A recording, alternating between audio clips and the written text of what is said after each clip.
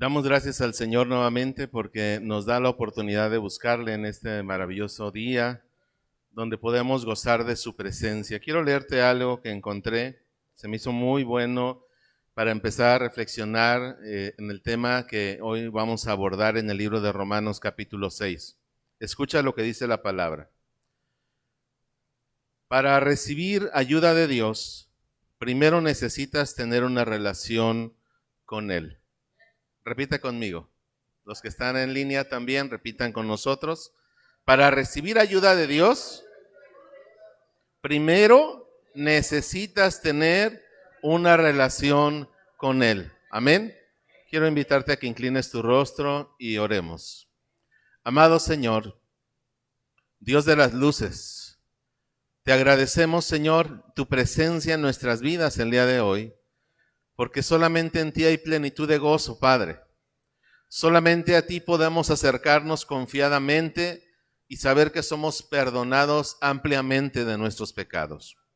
Queremos pedirte, Señor, en esta hermosa noche, que bendigas nuestra vida, que hables a nuestro corazón, que el denuedo y la autoridad de tu palabra profundice en nuestros corazones el día de hoy. A ti sea la honra y la gloria en el nombre de Jesús. Amén. ¿Notan algo diferente en mí? Híjole. Otra cosa. No, otra. Ah, no traigo lentes. Ok, no traigo lentes. ¿Perdón? Tengo bonitas cejas, ya se me ven las cejas y mis ojos azules. No he ido todavía con Iris. Bueno. Quiero hacer un hincapié antes de decirles por qué no traigo lentes. Bueno, sí los traigo y por qué no me los he puesto. Hace algunas horas platicando con mi esposa, le decía yo, ay, ya me siento viejo.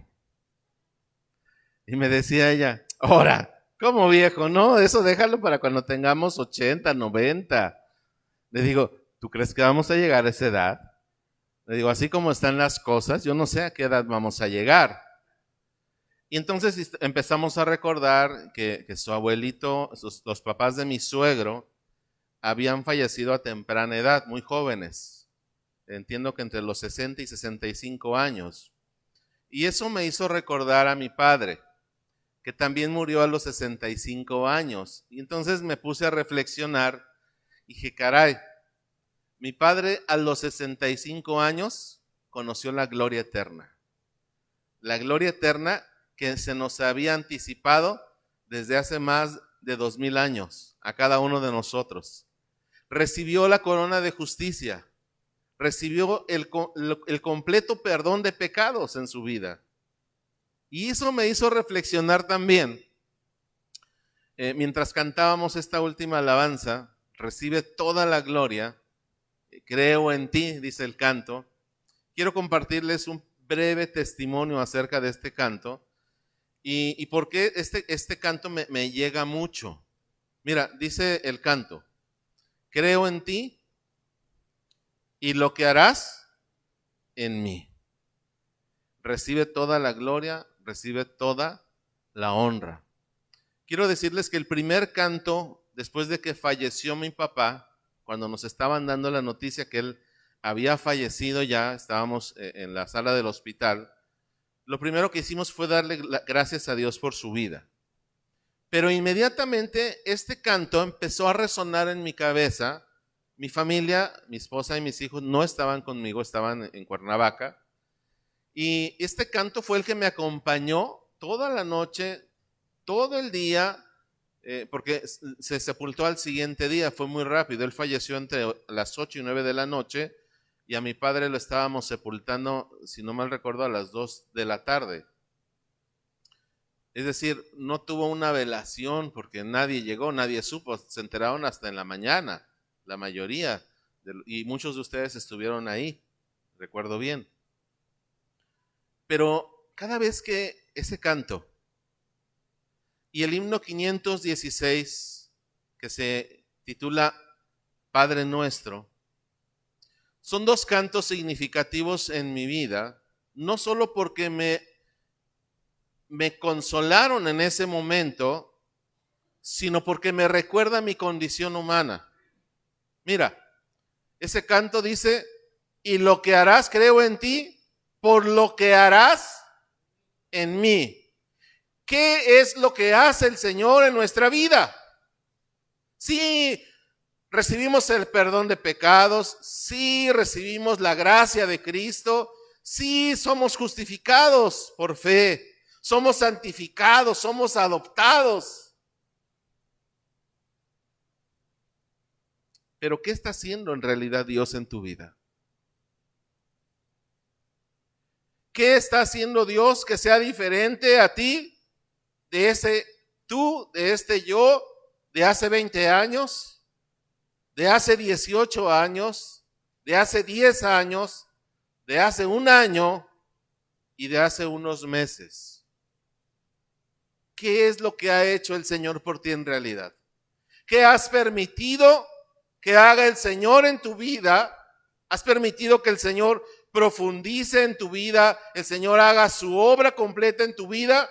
¿O eres el mismo o la misma persona que conocimos hace 10, 15, 20 años, hace un año? ¿Quiénes somos? ¿Qué somos? Deberíamos ser el resultado de su gracia. Deberíamos ser el resultado de su perdón.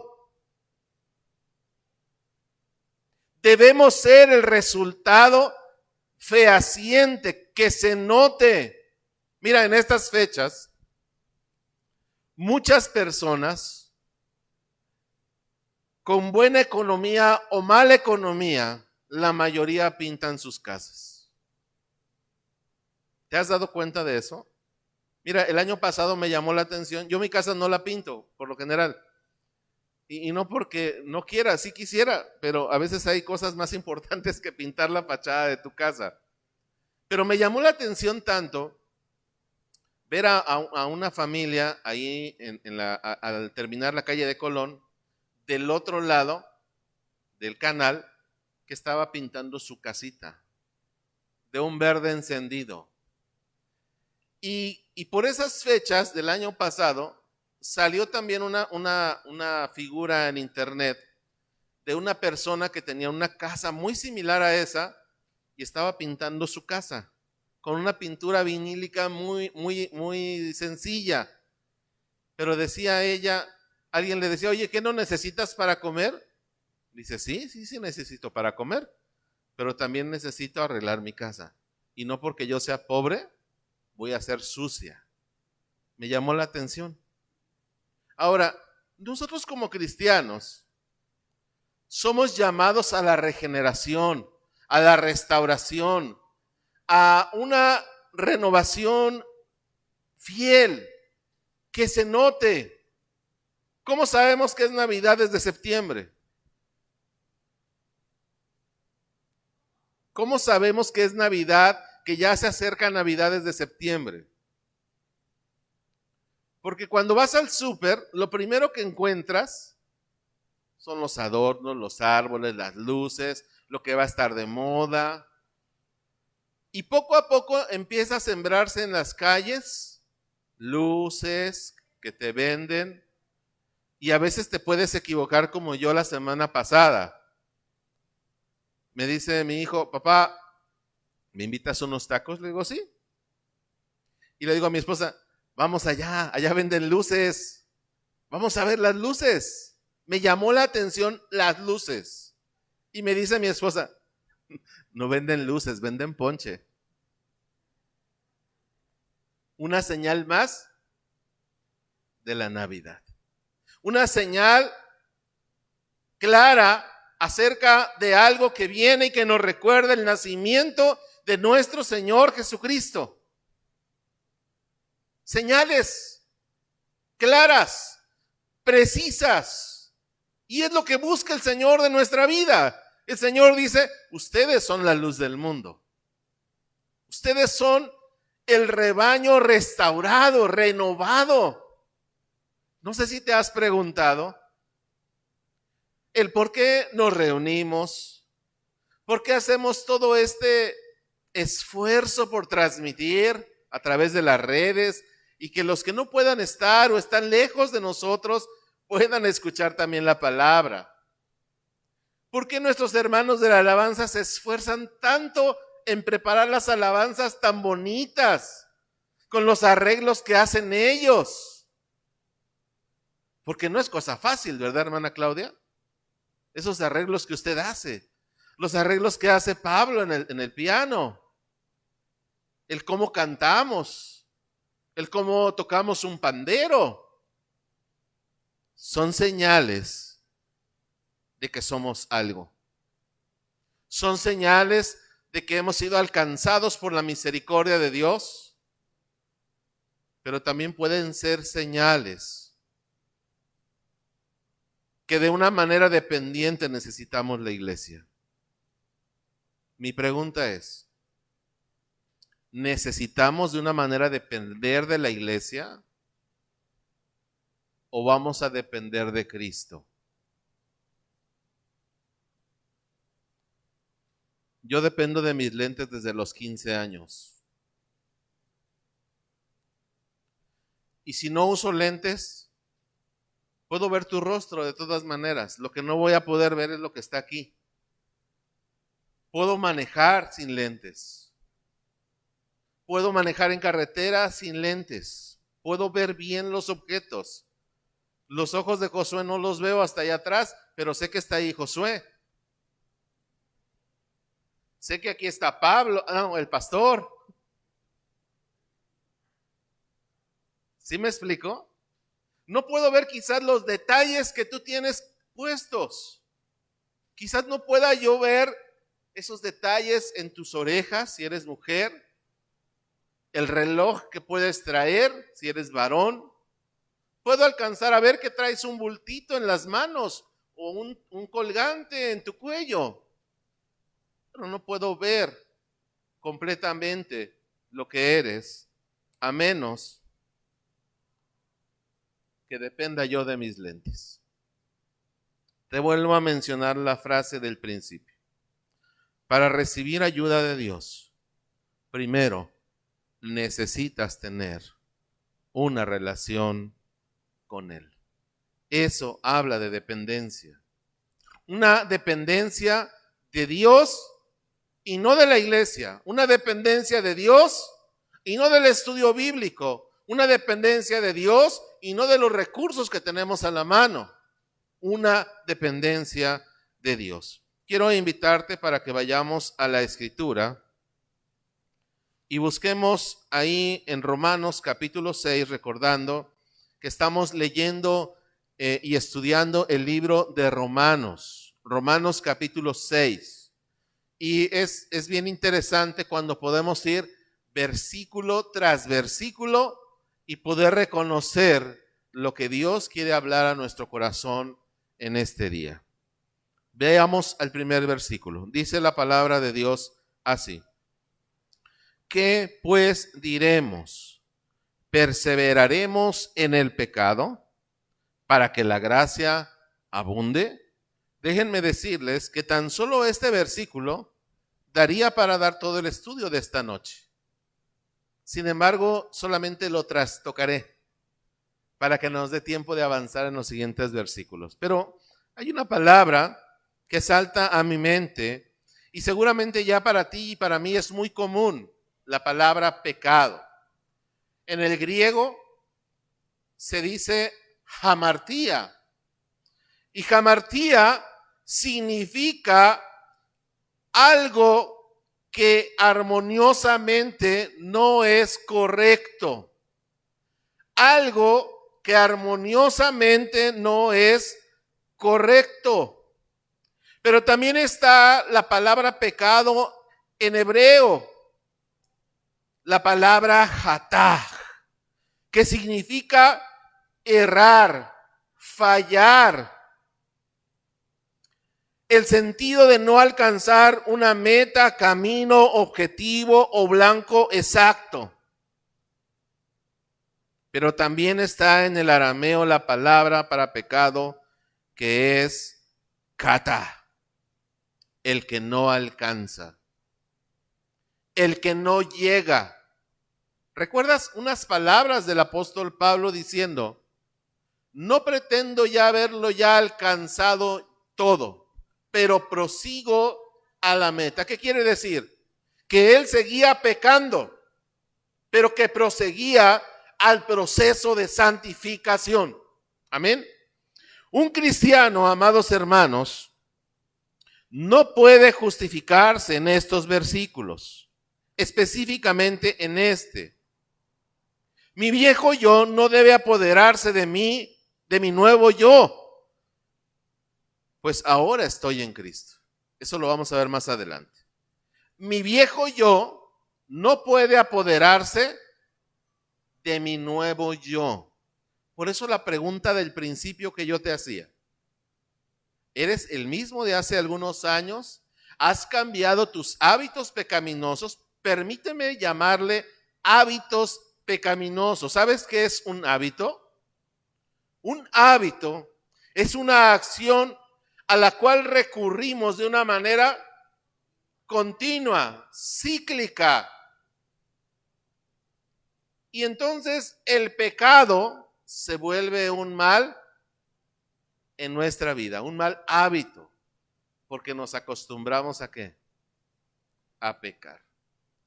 Y nos podemos justificar malmente en este versículo que dice: ¿qué pues diremos? ¿Perseveraremos en el pecado para que la gracia abunde? ¿Por qué dice esto el apóstol Pablo? Dice la palabra del Señor claramente que donde abundó el pecado, ¿qué? Abundó, sobreabundó la gracia. Wow, ¿sabes? Algunos humanistas cristianos o pseudo cristianos han pensado, han dicho que entre más pecamos, más gracia.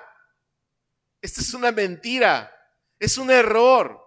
La iglesia de Roma estaba entendiendo entonces que entre más pecara, recibiría más bendición del Señor, más gracia del Señor. Y entonces podríamos pecar de una manera libre. Podríamos entonces hacer lo que bien nos pareciera. Y la iglesia de Roma estaba haciendo lo que bien le parecía. Estaba sobreabundando en sus pecados porque la promesa era que la gracia sobreabundaría. Por eso el apóstol Pablo escribe estas líneas declarando el pecado y diciendo: ¿qué pues diremos? ¿Perseveraremos en el pecado para que la gracia abunde? De ninguna manera. De ninguna manera. Nosotros que hemos ya muerto al pecado, amados hermanos, dice el versículo 2, porque los que hemos muerto al pecado, ¿cómo viviremos aún en él? ¿No te parece que es una confrontación para nuestra vida? Fíjate, en ninguna manera, dice una declaratoria fehaciente, hablando de los privilegios mal usados de la gracia. No, yo peco y el Señor me perdona. Es una clásica que muchos cristianos han vivido con ella y la han enseñado a otras generaciones. Mira, me encontré con un diácono, un servidor de la iglesia hace algunos años. Y me decía: ¿de qué te espantas, pastor? ¿Tú también pecas? Además, yo estoy seguro que de mi pecado Cristo se encarga, Él me perdona, para eso vino y murió.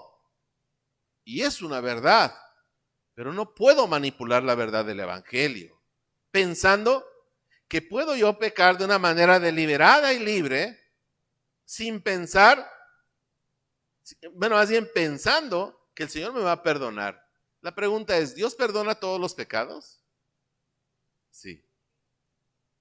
Dios perdona la secuencia de esos pecados donde vuelves a caer, te vuelve a perdonar, te vuelves a caer, te vuelve a perdonar. quiero decirte algo que lo vamos a ver más adelante, pero te lo voy a anticipar de una manera muy breve. Dice la palabra de Dios que con Cristo estamos juntamente crucificados. Y ya no vivo yo, sino que vive Cristo en mí. Si vive Cristo en mí, entonces debo ser un hombre, una mujer regenerada ¿de qué? De mi antigua manera de vivir. Mira, se lo dice a los efesios también. Ustedes deben cambiar, deben vestirse con la vestidura ¿de qué? De Cristo. Cristo murió en la cruz del Calvario por ti y por mí. Han escuchado el concepto seguramente de que el Señor nos envió salvación a través de Cristo. ¿Cuántos dicen amén? Pues está mal empleado. Y escucha bien lo que te dije. El Señor ha enviado salvación a través de Cristo. ¿Está bien empleado ese concepto? ¿O este concepto es el adecuado? Cristo es tu salvación. ¿Envió salvación o es tu salvación? Es mi salvación. Él es el medio. Él envió a su Hijo por ti y por mí. Él es tu salvación. Por eso decimos, Él es mi Salvador. Él es mi Redentor. Él es mi sustentador. Es mi salvación. Y si es mi salvación, quiere decir que Él es mi regenerador. Y si Él es mi regenerador, le tengo que creer a Dios y lo que hará en mí, como decía el canto. Tengo que pensar que Él quiere cambiar mi vida. Pero hay acción. Mira, Dios nos dio un sentido de voluntad. ¿Sí o no? Nos dio un porcentaje de voluntad a nosotros para decidir lo bueno y para decidir ¿qué? Lo malo. ¿Tú sabes hacer lo bueno? Sí. ¿Sabes hacer lo malo? Sí. ¿Sabes evitar lo malo? Sí. ¿Sabes sobreabundar en lo bueno? Sí. Mira, te la pongo fácil. Cuando éramos niños, nosotros vivimos en varias casas. La última casa en la que vivimos, en la ciudad de Durango, la colonia se llamaba Asentamientos Humanos. Así se llamaba el lugar. Y ese lugar no había llegado la pavimentación. Entonces, para salir de la casa, que era su casa de ustedes, que ya no es mi casa, y bueno, tampoco ya es su casa ahora,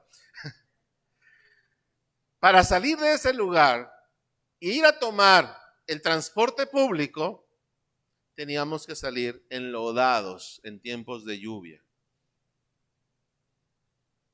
Subirte al autobús, al transporte público, y de regreso la misma historia. Hasta donde yo me acuerdo, nunca pavimentaron las calles. Y después de varios años que regresamos a vender la casa, seguía ahí casi igual, pero ya había algunas calles pavimentadas. Cuando caminábamos por ahí, había zanjas. Y obviamente evitábamos las zanjas.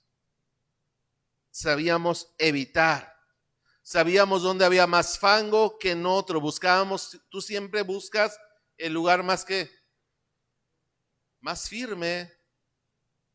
Hay algunos que no les importa por donde vayan, por donde caminen, no importa. Y habemos algunos otros más cuidadosos porque no nos gusta arruinar nuestro ¿qué? Nuestro calzado. Hay quienes salían con doble calzado. Uno para pasar por el lodo y otro para llegar bien al trabajo. Seguramente te sucedió en algunos momentos que has sido vestido de blanco a algún lugar y tienes que tomar el transporte o estás en una esquina y está lloviendo y evitas que te mojen, evita los charcos, ¿no? Si tu vestimenta fuera blanca completamente y unos tenis de tela, como esos Converse, o simplemente con tus guaraches a las damas, ¿evitaríamos el agua?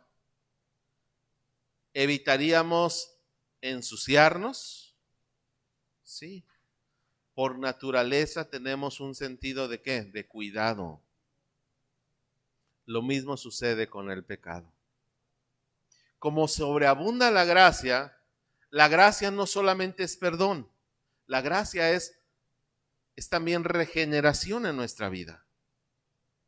La gracia tiene que tener una participación muy especial en la vida de nosotros, en donde ese viejo yo es transformado para la gloria de Dios. Vean el versículo 3. ¿O no sabéis que todos los que hemos sido bautizados en Cristo Jesús, hemos sido bautizados también en su muerte? ¿No saben ustedes que todos los que fuimos bautizados para unirnos con Cristo Jesús, en realidad fuimos bautizados para participar en su muerte? Y sabes, Pablo nos recuerda que el bautismo nos identifica y nos hace partícipes con Cristo, no solo de la gloria eterna, sino también de su muerte. Y cuando nos hace partícipes de su muerte, nos debe recordar que de manera sobrenatural Cristo habita en nosotros. Dicho de otra manera, entonces, ¿pecaremos abundantemente para que la gracia abunde? ¿No es que la gracia vive ya en nosotros? ¿Debo vivir persiguiendo la gracia de Dios entonces? Si Él permanece en mí, Jesús lo dijo varias veces, así como tú y yo somos uno, que ellos también sean uno en mí. De modo entonces que ese sentido de voluntad, ese porcentaje mínimo de voluntad, para algunos nos hace ser más voluntariosos, dependiendo del temperamento que manejemos. ¿Sí? No le voy a hablar de temperamentos, pero sí le voy a hablar de que algunos, por nuestro temperamento, somos más voluntariosos que otros y somos más osados a hacer el mal que hay en nosotros. De manera muy breve le diré, el melancólico es el que tiene más temor de Dios. El sanguíneo dice, hoy me caigo, mañana me levanto. El colérico se enfurece cuando peca. Y el flemático hace silencio ante su ruego ante el Señor. Señor, perdóname que soy pecador, que he fallado, como dice la traducción que les decía. Hemos recibido la señal del bautismo y nuestro pecado, amados hermanos, ha sido perdonado por su gracia. Dice el versículo 5, porque si fuimos plantados juntamente con Él en la semejanza de su muerte, así también lo seremos en la de su resurrección. ¿Qué quiere decir? Que el paquete es completo. ¿Sí me explico? Dice la Escritura, mas la paga del pecado es muerte, pero el regalo de Dios es vida eterna en Cristo Jesús. ¿Cómo debe vivir un hijo de Dios? ¿Cómo debe vivir un hijo regenerado de Dios? Si tu pecado viejo, escucha bien esto con atención, si tu pecado viejo sigue siendo un pecado nuevo, en esta nueva vida no has conocido a Cristo. Perdón que te lo diga. Pero si no has nacido de nuevo, aunque tengas 10, 15, 25, 30 años en el Evangelio, si sigues siendo atado por los pecados de tu juventud, no has conocido a Cristo. ¿Recuerdan el concepto que les decía al principio? Para recibir la ayuda de Dios, primero necesitas tener una relación con Dios. Hemos escuchado infinidad de testimonios. Yo era esto, yo era aquello. Ahora ya no lo soy. Ya no soy esclavo del temor, como dice el canto. Sus lazos de amor me han atraído a Él. Sus lazos de amor transforman mi mente, transforman mi corazón, transforman mis emociones, transforman mis acciones. Ya no vivo yo, sino Cristo vive en mí. Versículo 6. Sabiendo esto, que nuestro viejo hombre fue crucificado juntamente ¿con quién? Con Cristo. Dice la Escritura que en la cruz Él llevó ¿qué? Nuestro dolor, nuestra enfermedad, nuestras fallas, nuestro pecado, nuestro delito, nuestra errancia, nuestros errores fueron crucificados en la cruz del Calvario para que tú tengas vida abundante. Dice ahí mismo, para que el cuerpo del pecado ¿qué?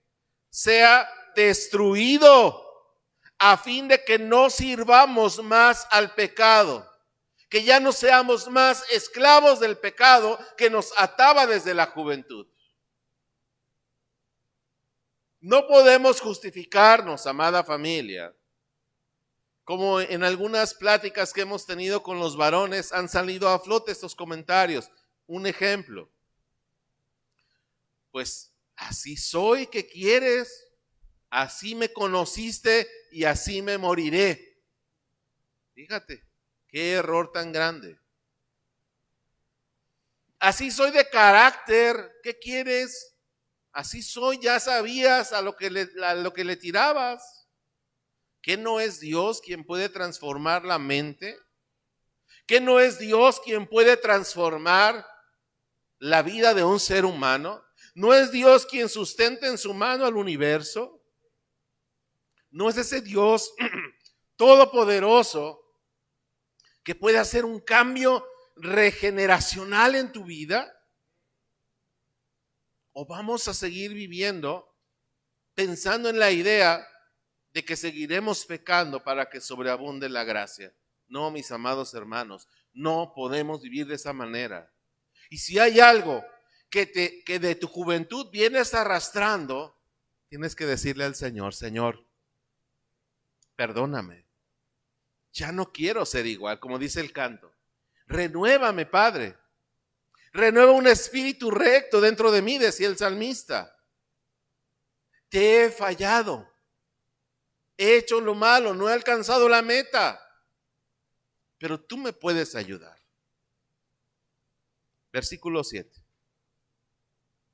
Porque el que ha muerto ha sido justificado del pecado. ¿Cuál era el pago del pecado? La muerte. ¿Quién hace ese pago? Cristo. ¿Él solo? ¿Él solo muere en la cruz? No, Él no muere solo en la cruz. Él muere contigo. Tienes que entender que Él no muere solo. Tienes que entender que Él muere contigo.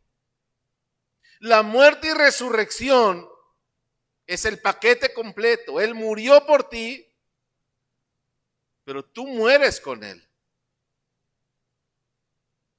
¿Por qué mueres con Él? Porque la paga del pecado era la muerte. ¿Y qué hizo Jesús con la muerte? dice la Escritura, venció la muerte con poder y gran gloria. Amén. Y eso nos lleva a la resurrección. Por eso dice la Escritura, con Cristo estamos juntamente crucificados, pero también juntamente con Él seremos resucitados en un estado de gloria eterna, donde tu vida, las fallas que tienes en esta vida serán completamente regeneradas. Los que nos han antecedido y que han creído en el Evangelio están en proceso de esa gloria. Amén. Versículo 8. Y si morimos con Cristo, creemos que también viviremos con Él. Habla de nuestra vida espiritual. ¿Dónde empezamos a vivir con Cristo? ¿En la eternidad? ¿Cuándo? ¿Cuándo, hermano Roberto? Cuando morimos con Él, empezamos a vivir la nueva vida en Cristo. Por eso el apóstol Pablo decía, ya no vivo yo, sino que vive Cristo en mí. Aquí ya no valen los títulos. Si eres pastor, si no lo eres, si eres un laico, si no lo eres, si eres médico, si eres abogado, si eres psicólogo, si eres dentista, si eres ama de casa, no vale nada de eso. Por eso el apóstol Pablo decía, todo lo que tengo lo tengo por basura, dice el apóstol Pablo. Esto es más importante. El título de hijo e hija de Dios es más importante que todo lo que hay en esta humanidad caída. El mundo en el que vivimos constantemente nos invita ¿a qué? A pecar y a regresar a los pecados ¿de dónde? De nuestra juventud, a la vida pasada. Hay creyentes que siguen siendo solo creyentes. Escucha bien esto. Hay creyentes, repite conmigo, hay creyentes que siguen siendo solo creyentes. Creen en Dios, creen en Jesús, creen en la obra del Espíritu Santo, pero no son regenerados. Los que son regenerados son los verdaderos discípulos de Jesús. Y Jesús dijo bien clarito, en esto conocerán que son mis discípulos. ¿En que qué? En que llevéis mucho fruto, no en los títulos, no en los cursos que hayamos tomado. No, eso no te hace un verdadero discípulo de Jesús. Porque puedes tomar los 5 cursos que se van a impartir aquí en la iglesia, pero si tú no das fruto, ¿qué crees? Serás solamente un creyente en Cristo. Un creyente de la palabra, un creyente más, pero no un discípulo, no un hijo de Dios. Versículo 9, perdón. Sabiendo que Cristo, habiendo resucitado de los ¿qué? De los muertos. ¿Qué dice?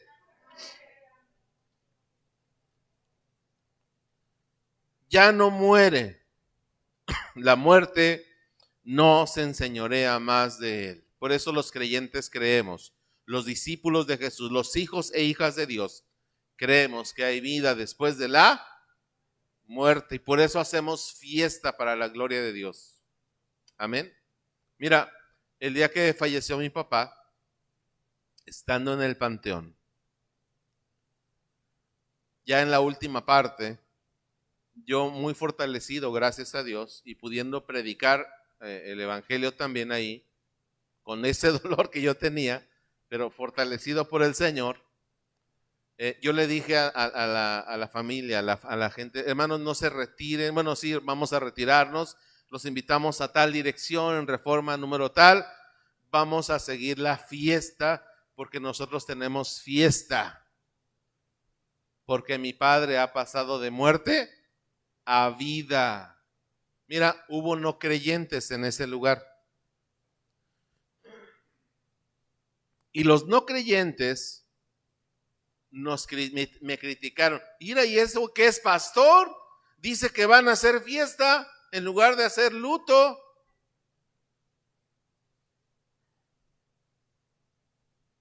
Para nosotros era de gozo, porque mi padre, ¿dónde estaba? Por cuanto él había creído, la muerte había sido vencida por el Señor. Y ese día, desde ese día, descansaba en los brazos ¿de quién? De su Señor. Amén. ¿Se dan cuenta cómo el mundo tiene una idea acerca de la muerte y nosotros tenemos una idea completamente diferente acerca de la muerte? Eso no quiere decir que no nos duela, ¿eh? Eso no quiere decir que no nos duela cuando alguien va a morir o se está enfrentando al dolor de la muerte. Por supuesto que duele. Por supuesto que nos tenemos que doler. Pero tenemos la esperanza viva de que el que muere en Cristo, ¿qué? Nueva criatura es. Y que la muerte ha sido vencida por el Señor. Versículo 10. Porque en cuanto murió al pecado, murió una vez, ¿por cuántas? Por todas. En cuanto vive, para Dios vive. ¿Quién? Tú y yo. Usted y yo vivimos ahora ¿para quién? Para el Señor, para nuestro Dios.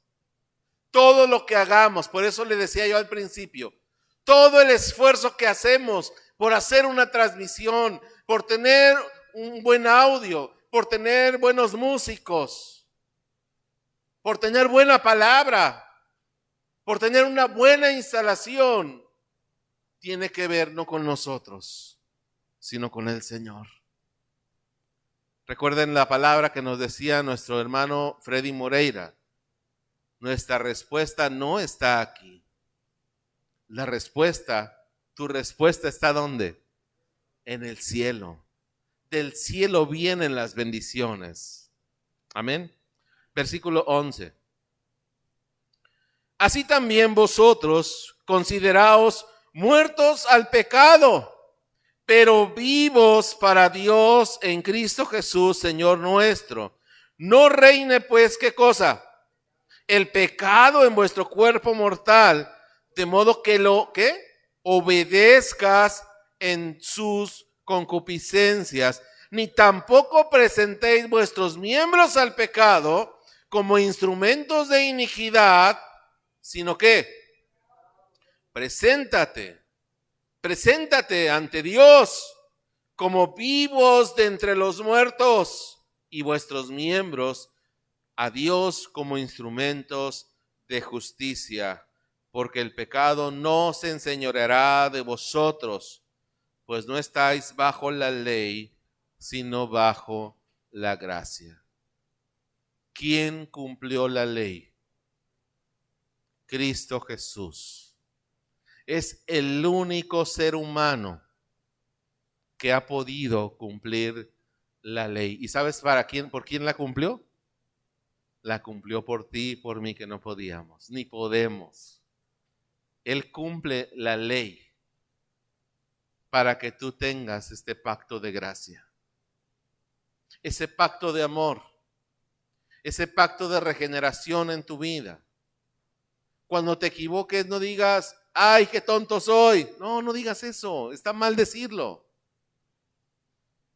Cuando hagas mal algo, no digas, ay, este cuerpo que Dios me dio. No le eches la culpa.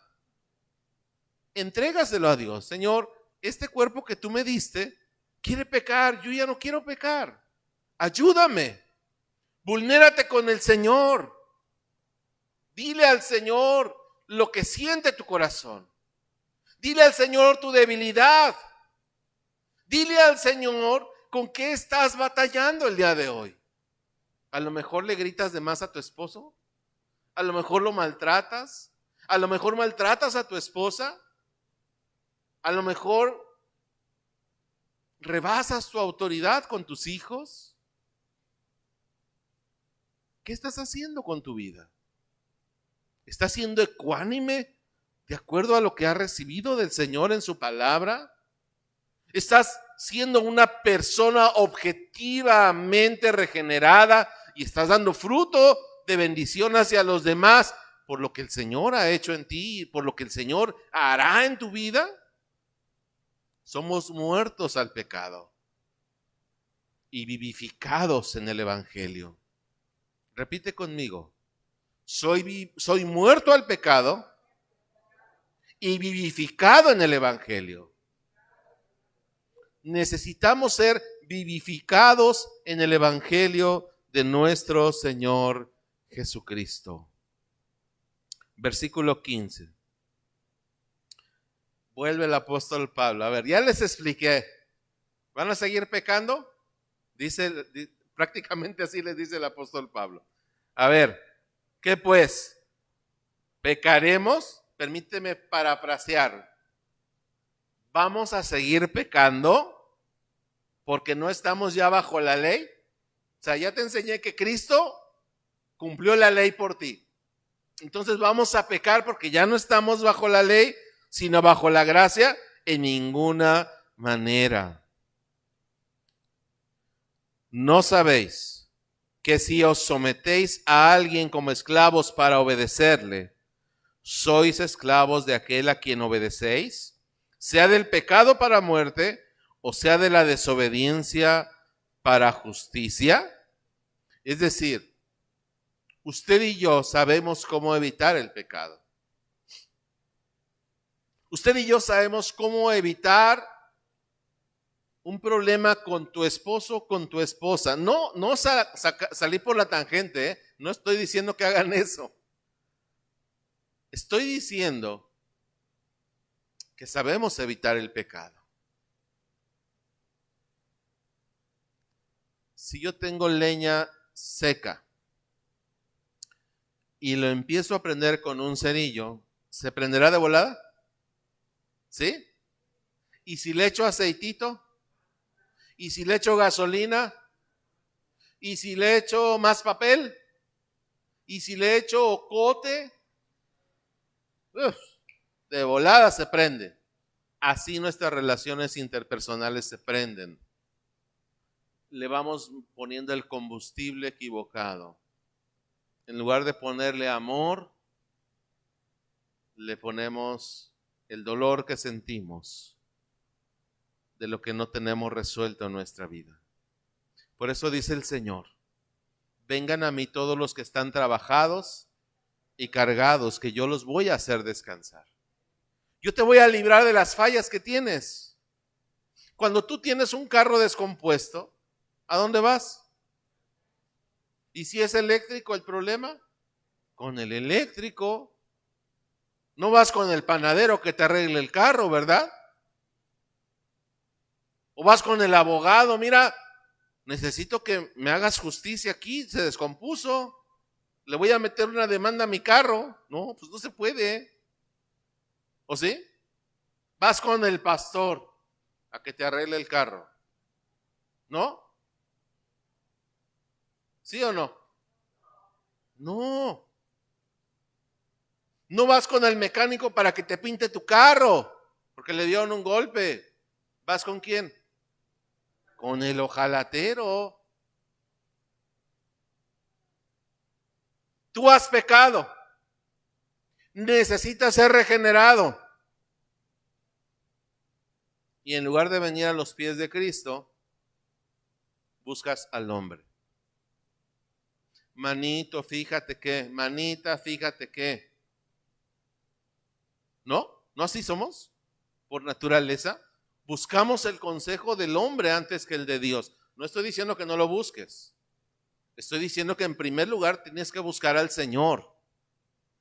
¿Quieres ser regenerado? ¿No puedes contener tu pecado? Díselo al Señor. ¿No puedes frenar tu pecado por tu propia condición, por tu propia voluntad? Díselo al Padre. El Padre nuestro tiene un apartado bien importante ahí. La última parte dice: y no nos dejes caer en tentación. Ayúdanos y líbranos del mal. y perdona nuestros pecados. Y luego dice ahí, así como nosotros, qué gran mentira. Y luego más adelante, ahí en el versículo 15 del capítulo 6, dice, porque si ustedes no perdonan a los hombres sus ofensas, tampoco vuestro Padre Celestial perdonará vuestras ofensas. Reconcíliate, hermano. Reconcíliate, hermana. Reconcíliate con los que has ofendido, con las que has ofendido. Pero reconcíliate en primer lugar con el Señor. Pero gracias a Dios, versículo 17. Pero gracias a Dios, que aunque eran esclavos del pecado, habéis obedecido de corazón aquella forma de doctrina a la cual fueron entregados y fueron libertados del pecado y vinieron a ser siervos de la justicia. Ya no más siervos del pecado, sino ahora siervos de la justicia. Siervos de Dios, del que nos perdona. Hablo como humano por vuestra humana debilidad, que así como para iniquidad presentan vuestros miembros para servir a la inmundicia y a la iniquidad, así ahora para santificación presentad vuestros miembros para servir a la justicia. Necesitamos servir al Señor antes que a nuestros propios deseos. Nos es muy fácil satisfacer los deseos de nuestra carne. Es como cuando una persona está a dieta y le ponen una rebanada de pastel de chocolate enfrente. No hagan eso. Les es más pecado a ustedes. ¿Sí me explico? ¿La comes o no la comes? Si eres obediente, no la vas a comer.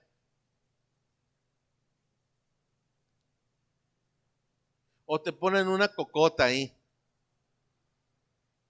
Cuando eres diabético y hipertenso y no debes tomar Coca-Cola.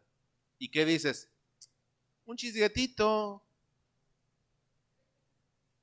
¿Cómo? 3 deditos. Ah, esa es la medida de la pastora. 3 deditos. Ya dijo aquí la hermana. 3 deditos. No, tampoco. Me hace daño. Hay cosas que nos hacen daño. ¿Alguien que tenga gastritis aquí? ¿Alguien ha tenido gastritis alguna vez?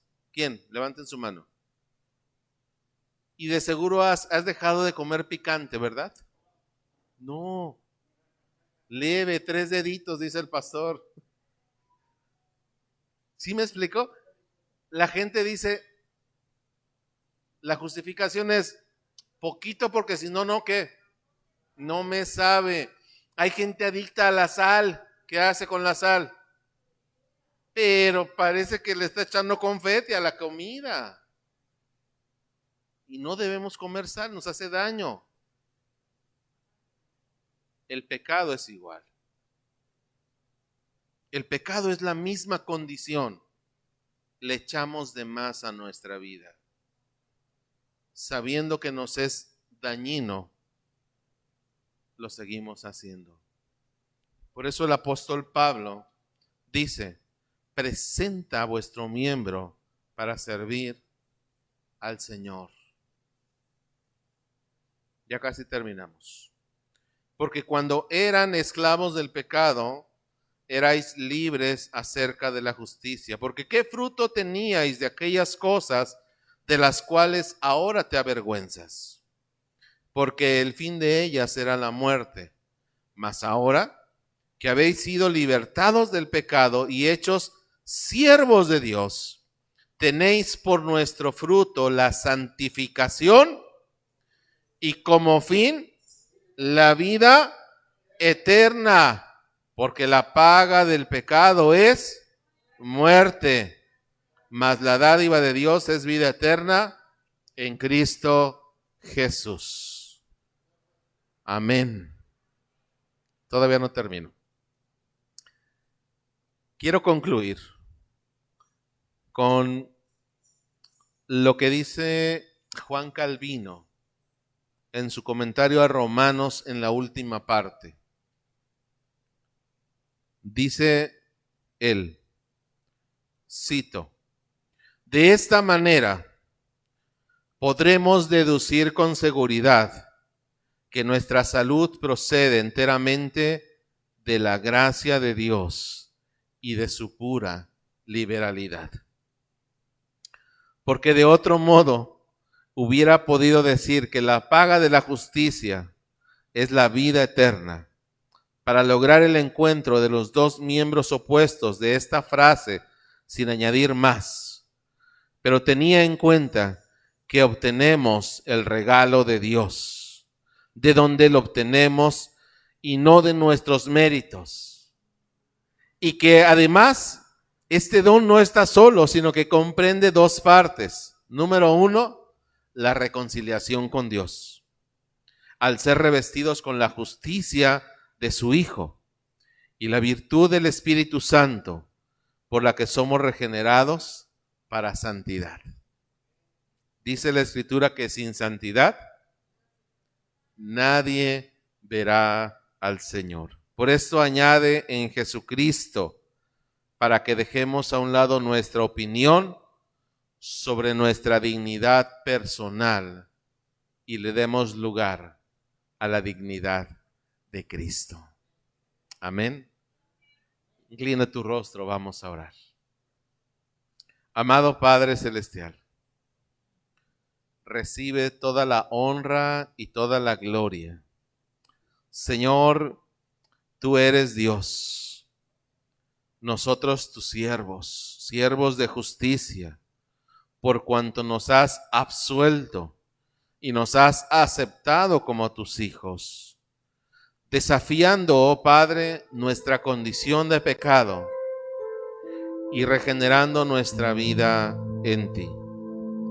Señor, nos abandonamos en tus manos, reconociendo que sin ti nada somos y sin ti ningún provecho podemos tener. Señor, bendícenos en esta noche. Condúcenos con tu bendición a casa y que tu gloria eterna nos haga partícipes de la santidad que solamente podemos tener en Cristo Jesús. Amada Iglesia, que la gracia de nuestro Señor Jesucristo, el amor de Dios el Padre y la bendición de su Santo Espíritu sea con cada uno de ustedes, desde ahora y para siempre. Amén.